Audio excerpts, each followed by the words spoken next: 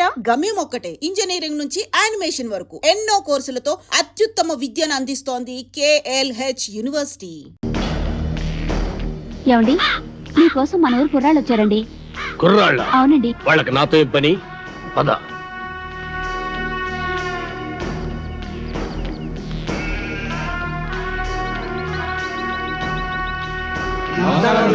నమస్కారం. ఏంటిలా వచ్చారు? మరి సన్మానం గురించి మాట్లాడదామని. సన్మానమా? సన్మానం నాకెందుకురా? మరి సన్మానం సన్మానం ఏంట్రా నసుగుడు? సన్మానం మీకు కదండి, హీరోలకి. సంచించుతా. ఈ ఊళ్ళో సన్మానం జరిగినా సత్కారం జరిగినా ఈ బాంబుల పుల్లారెడ్డికే జరగాలి. అది కాదండి, మొదటిసారిగా మన ఊరికి నలుగురు పెద్ద హీరోలు వచ్చారు కదండి. వాళ్ళు మన ఊరికి రావడమే పెద్ద విశేషం. అందుకే మిమ్మల్ని అడిగి వాళ్ళకి సన్మానం చెయ్యాలని ఆ కుర్రాళ్ళ ఆశ. అలాగా, సరే. హీరోలకు సన్మానమా? చెయ్యండి, బాగా చెయ్యండి. నా ఫుల్ సపోర్ట్ మీకుంటది. సోదర సోదరిమణులారా, మెగాస్టార్ చిరంజీవి గారు, యువరత్న బాలకృష్ణ గారు, యువ సామ్రాట్ నాగార్జున గారు, విక్టరీ వెంకటేష్ గారు మన ఊరికి రావడం నిజంగా మన అదృష్టం. వీరికి సన్మానం చేయడం అభిమానులంగా మన బాధ్యత. ఇది మన ఊరికే గర్వకారణం. ఇప్పుడు హీరోల సన్మాన కార్యక్రమం ప్రారంభం కాబోతుంది. అభిమానులందరూ వరుసగా వచ్చి తమ హీరోల మెడల్లో దండలేసి సత్కరిస్తారు.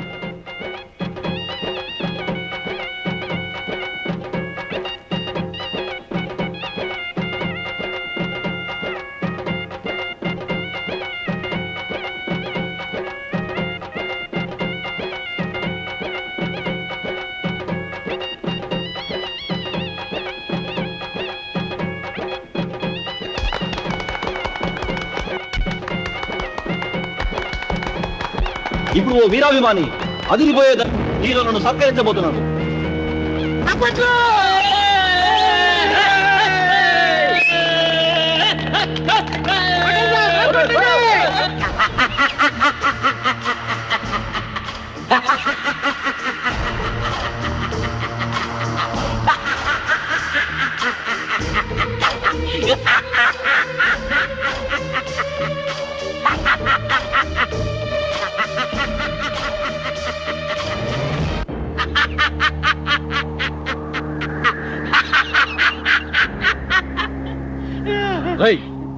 నువ్వు ఇక చావలేదా? చచ్చినా చావలేదు. నేను చచ్చానని చెప్పుకుంటూ బతుకుతూ మిమ్మల్ని అనుక్షణం చంపుతూ కలకాలం కాకిలా బతుకుతా. నువ్వు బతుకుంటే మేము మనశ్శాంతిగా బతకలేవురా. అందుకే ఇప్పుడు చావని వాడిని ఇప్పుడు చంపుతాం. భూమి మీద ఎవడైనా 2 సార్లు వస్తాడా? ఈ పిచ్చి ఒకసారి చావనప్పుడు రెండోసారి చంపక తప్పదు. ఎవడు చెప్పాడు నేను చచ్చిపోలేదని? నేను గత నెల 5వ తారీఖు చచ్చిపోయినట్టు గవర్నమెంట్ నాకు సర్టిఫికెట్ ఇచ్చింది. ఇదిగో జిరాక్స్ కాపీ. కాదు, అది డూపు సర్టిఫికెట్. ఇలాంటి అబద్ధాలు చెప్పావంటే నీ బక్కెలేన కొడతారు. వంశోద్ధారక, తగ్గు తగ్గు. నువ్వు నిజంగా సమరసింహారెడ్డి లాగా లేచిపోతే మీరు టాప్ హీరోస్ కాదు, డూప్ హీరోస్ అన్న సంగతి ఊళ్ళో చెప్పాల్సి వస్తుంది. వస్తా.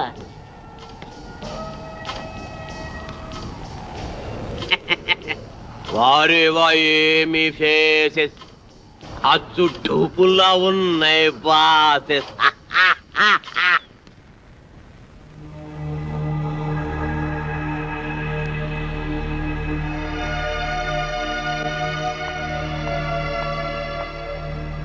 హలో, ఏంటి ఇక్కడ కూర్చున్నారు? ఏంటి అదోలా ఉన్నారు? అదోలా కాదు, దిగాలుగా ఉన్నా, గుబులుగా కూడా ఉన్నాం. ఏ, ఎందుకు? మమ్మల్ని ఇక్కడి నుంచి డిశ్చార్జ్ చేస్తున్నారు కదా, అందుకు. ఏ, ఇంకా పేషెంట్స్ గానే ఉండాలని ఉందా? చూడాలని ఉంది. అదే, ఇక్కడి మంచి మనుషులను, వారి మమతల రాగాలను చూస్తుంటే ఇక్కడే ఉండాలనిపిస్తుంది. కానీ మీరు మమ్మల్ని ఇక్కడి నుంచి పంపించేస్తున్నారుగా.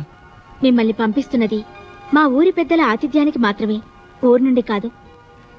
మీరిక్కడే ఉండాలన్నదే నా కోరిక కూడా. మీరు సాధించాల్సిన సత్కార్యాలు ఎన్నో ఉన్నాయి.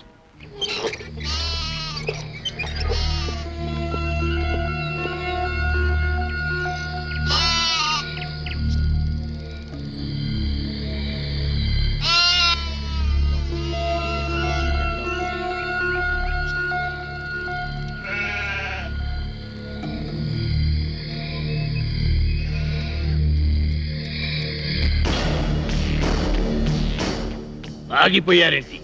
రండి బ్రదర్, మీకు మా స్వాగతం. అంతఃపురం సినిమాలో లాగా వాళ్ళంతా అలా తుపాకులు పట్టుకుని ఉన్నారేంటి? వాళ్ళ చేతుల్లో ఆ తుపాకులు అంత అవసరమా? వీళ్ళంతా మన మనుషులే. ఏ భయపడుతున్నారా? మీరు కూడా గన్లు పట్టుకుని సినిమాల్లో యాక్షన్ చేస్తారు కదా. అరే మస్తాన్, అంతా రెడీయేనా? రెడీయేనండి అయ్యా. ఇవ్వు. ఇదిగోండి. గన్ను కాదురా, దండ, పూలదండ. మామూలు దండ, శవాలకేసే దండండి. నార్మల్. వీళ్ళు మన స్నేహితులు రా. రే, దండలు తీసుకురా.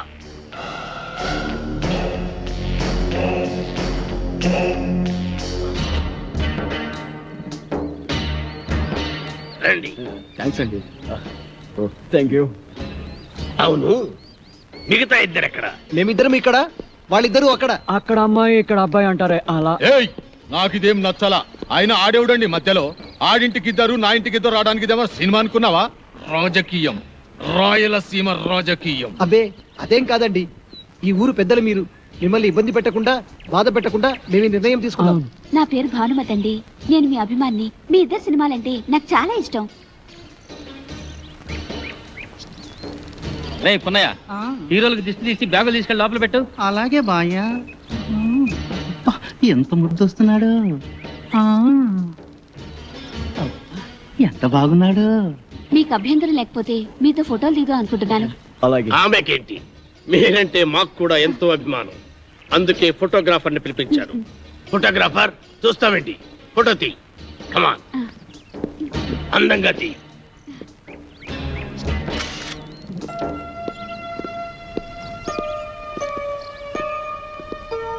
బామ్మ, బామ్మ.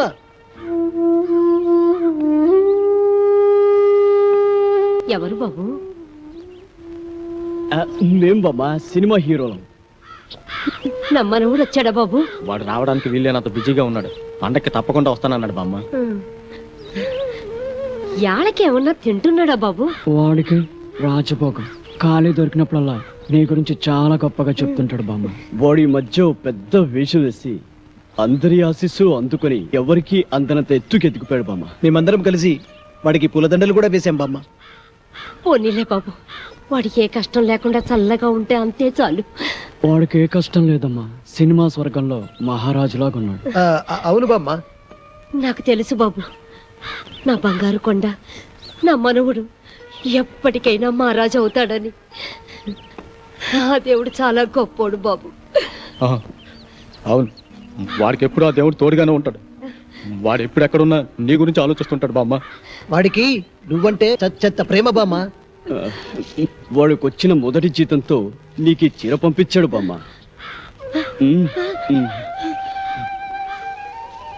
ఖర్చులకి డబ్బులు కూడా పంపించాడు. పండగ నాడు ఇక్కడికి వస్తా అన్నాడు బామ్మ.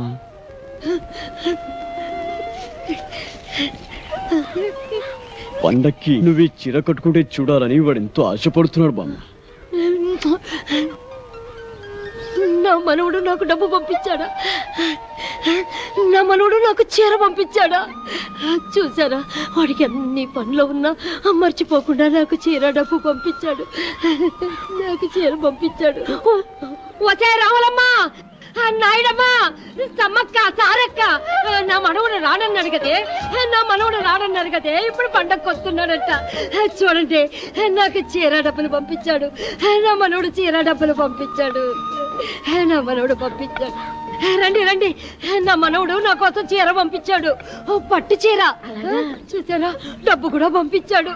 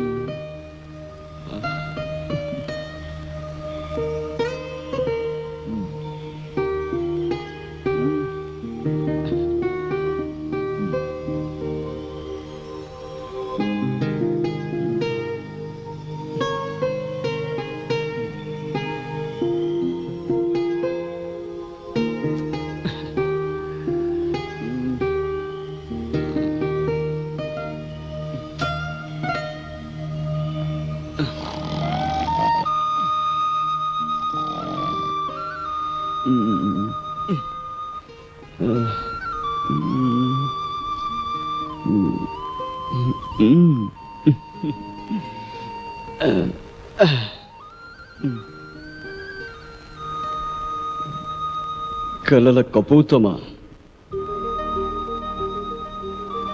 నిన్నటి ఎండలో తిరిగింది నువ్వైతే నా మనసుకు చెమట పట్టింది ఎందుకు? నిన్నటి వర్షంలో తడిసింది నువ్వైతే నా హృదయానికి జలుబు చేసింది ఎందుకు? నిన్నటి చలిగాలిలో నిలిచుంది నువ్వైతే నా తలుపులకు వణకు పుట్టింది ఎందుకు?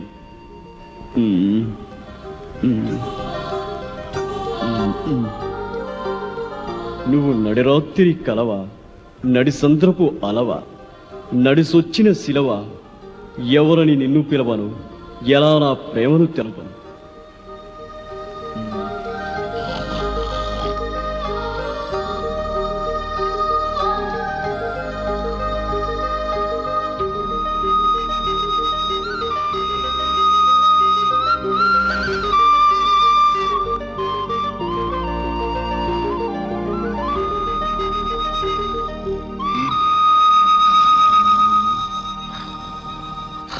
వీడికి ఎప్పుడు నిద్రే.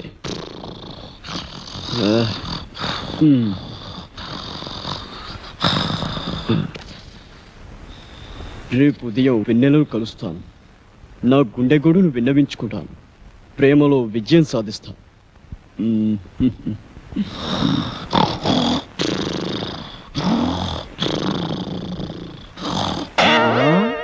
ఆహా, రామ్మ చిలకమ్మ ప్రేమ ములకమ్మ రాధమ్మ. నేను అనేక సినిమాల్లో రంభ, రమ్యకృష్ణ, సౌందర్య, సిమరాన్ లాంటి అందమైన హీరోయిన్స్ తో నటించాను. కానీ వాళ్ళతో కలిసి నటించినప్పుడు కలిగిన అనుభూతి, స్పందన ఈ ఊళ్ళో ఒక అమ్మాయిని చూసిన తర్వాత కలిగిందండి. స్పందన అంటే అదే అదే ప్రేమ. ఆ ప్రేమ నామకి ఎలా తెలపాలో తెలియక ఈ లవ్ లెటర్ రాశాను. రాస్తే ఇచ్చేయండి. ఇది మీకు ఇచ్చి నాకా? మీకంటే మీకని కాదు, ఈ లెటర్ మీ చేత చదివించి మీ అభిప్రాయం ఏంటో తెలుసుకుందామని. సరే, అదేదో మీరే చదవండి. కలల కపోతమా, నిన్నటి ఎండలో తిరిగింది నువ్వైతే నా మనసుకు చెమట పట్టింది ఎందుకు?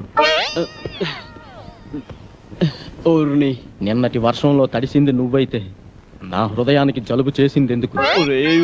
నిన్ను నిన్నటి చలిగాలిలో నిలుచుంద నువ్వైతే నా తలపులకు వణుకు పుట్టింది ఎందుకు? అమ్మ నాటు రౌడీ, నేనే ఎక్కడో కాపీ కొట్టి రాసుకుంటే నా దగ్గర నువ్వు కాపీ కొడతావా? ఉండు, నీ పని చెబుతా. ఏ మేరీ పాపా, నన్నా? అయ్య బాబాయ్ బాబాయ్,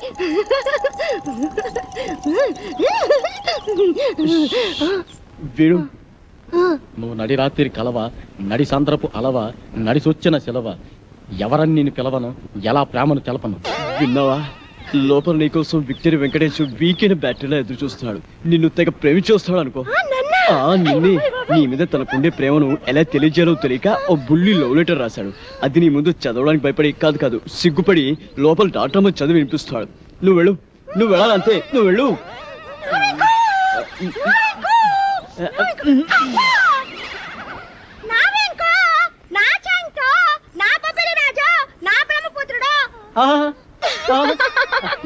నీకే కాదు, నీ పైన నాకు కూడా బోల్డంత ప్రేమ ఉన్నది.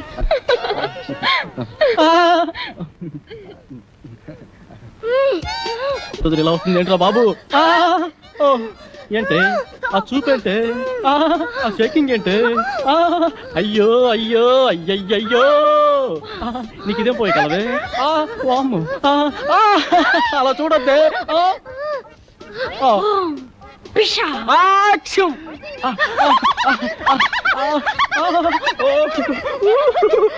అది రవ్వ కింద పట్టు గులకరాలు లేరుకోవచ్చా?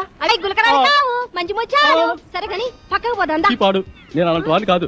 అయినా ఎవరైనా చూస్తే బాగోదే. ఇక్కడ ఎవరు లేరు కదా. వదలమంటుంటే సూర్యకాంత్ అని చెల్లెల్లా కల్పనారాయి అక్కలా ఉన్నావు. నా శీలాన్ని దోచుకుని సీమంతం చేసుకోక నిన్ను నిన్ను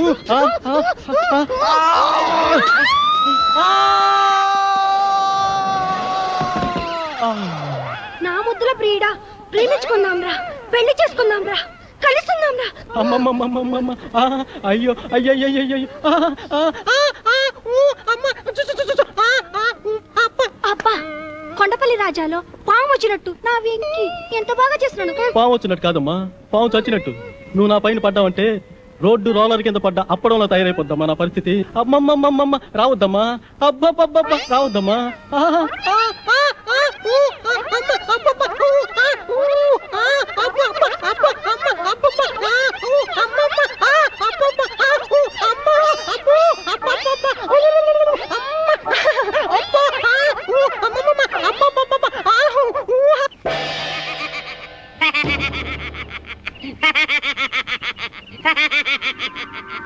ఏంటి ఎన్నెలని ప్రేమిస్తున్నారా? అయినా ఆకాశంలో జాబిలమ్మని పున్నమరైతుని ఎన్నెలని ప్రేమించందెవరు కృష్ణబాబు? నేను ప్రేమిస్తున్నది ఆకాశంలోని వెన్నెలని కాదు బాబాయ్, డాక్టర్ వెన్నెలమ్మని. ఆ? భలేవారండి, మీరు మతుండే మాట్లాడుతున్నారా? మనసుండే మాట్లాడుతున్నాను. ఇదిగో ఇలాగే ఓ ప్రేమ పిచ్చడా వెనకాల పడితే కత్తుల నరసింహారెడ్డి వాడి కాళ్ళు తీసేశాడు. కాలే కాదు, నా శరీరాన్ని ముక్కలు ముక్కలుగా నరికినా ప్రతి ముక్కలోనూ ఆమె ప్రతిరూపమే కనబడుతుంది. నాది పవిత్ర ప్రేమ. ఏయ్, ఈ పూత ఇంకోటి కూర్చుంటే ఈ పాటి నా తోట పేలేదు. మీరు నా పేరుడు హీరో కనుక వదిలేస్తున్నా. అయినా డాక్టర్ అమ్మా లవ్లో లటక్కున పడే మనిషి కాదు, కానీ ఓ చిన్న వీక్నెస్ ఉంది. ఇప్పుడు ఇప్పుడు నా అభిమానం అనిపించుకున్నావు. ఆనందంగా చెప్పు, ఆటోగ్రాఫ్ ఇస్తా. ఆ డాక్టర్ అమ్మకి ఆ ఏడుకొండల స్వామి మహాపాన. రోజు గుడికెళ్ళి ఆయన దండం పెట్టాకే హాస్పిటల్కి వస్తుంది. నువ్వు టెంకాయ తీసుకొని ప్రత్యక్షమవు. ఆ ఎన్నెలమ్మ తుంబబంకలా నీ కతుక్కపోతుంది.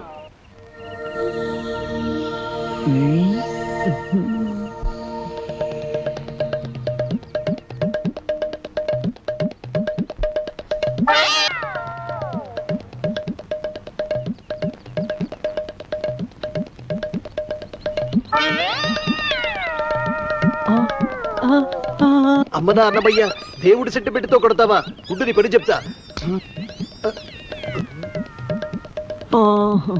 రేయ్, అన్నమయ్య గెటప్పులో ఆ అమ్మాయికి లైనేస్తావా? ఆగరా కిల్లర్, ఆగు. రేయ్. రేయ్, నిన్ను నీ పని చెప్తా. రేయ్. ఆగరా, రేయ్.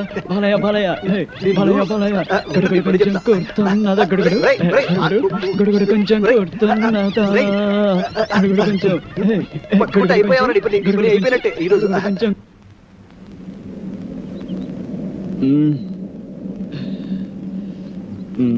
ఒరే బాబులు, మన నలుగురు 4 దిక్కులు లాంటి వాళ్ళం. ఆ వెన్నెల చందమామ లాంటిది. నేను పడమర దిక్కు కాబట్టి ఆ వెన్నెల నాకే చెందుతుంది. పడమట దిక్కు ఉదయించిన చివరకు తూర్పుకు చేరాల్సిందే కాబట్టి వెన్నెల నాకే చెందాలి. రేయ్, మీరు తూర్పు పడమర లాంటి వారు, నేను ఉత్తరాన హిమాలయ పర్వతం లాంటి వాడిని కాబట్టి వెన్నెల చల్లదనం నాకే సొంతం. ఒరే ఒరే, మీ ముగ్గురు కలిసి దక్షిణాన్ని దాచేస్తున్నారు. సముద్రం అంత విశాల హృదయం ఉన్నవాడిని, అందగాడిని. వెన్నెల నాకు చెందటమే న్యాయం. చందమామ కోసం 4 దిక్కులు పోటీ పడితే ఉప్పెనలు ఉపద్రవాలు వస్తారా? కాబట్టి ఓ పని చేద్దాం, ఓటింగ్ సిస్టమ్ పెడదాం. ఆ అమ్మాయి ఎవరితో డిసైడ్ చేసుకో. ఓటింగ్ సిస్టమ్ లో ఎవరి ఓటు వాళ్లే వేసుకుంటే కథ మళ్ళీ మొదటిగా వస్తుంది. అంతెందుకు, నువ్వు మజ్ను సినిమాలో రజనీని త్యాగం చేసినట్టు నువ్వు నా కోసం వెన్నెల త్యాగం చేయరా? నువ్వు నాకు మంచి మిత్రులా మిగిలిపోతావు. నువ్వు ప్రేమ సినిమాలో రేవతిని త్యాగం చేసినట్టుగా వెన్నెలు త్యాగం చేయొచ్చు. ఒరేయ్, నువ్వు ఆరాధన చిత్రంలో సుహాసిని వదిలిపెట్టినట్టు ఈ వెన్నెలని నాకు వదిలిపెట్టావంటే నేను చాలా హ్యాపీ ఫీల్ అవుతారా? మూపగోపాలుడు, ముద్దుల కృష్ణలోలా ఇద్దరుంటే గానీ నీకు నిద్ర పట్టదుగా. ఈ సింగిల్ వెన్నెల్ని నాకు వదిలే బాలయ్య. ఒరే ఒరే ఒరే, మనం ఉండేది నలుగురం. నాది నాది అంటూ ఒక అమ్మాయి గురించి పోటీ పడే కంటే నిర్ణయాన్ని ఆ అమ్మాయికే వదిలేద్దాం. ఆ అమ్మాయి ఎవరిని ప్రేమిస్తుందో వాడే అదృష్టవంతుడు.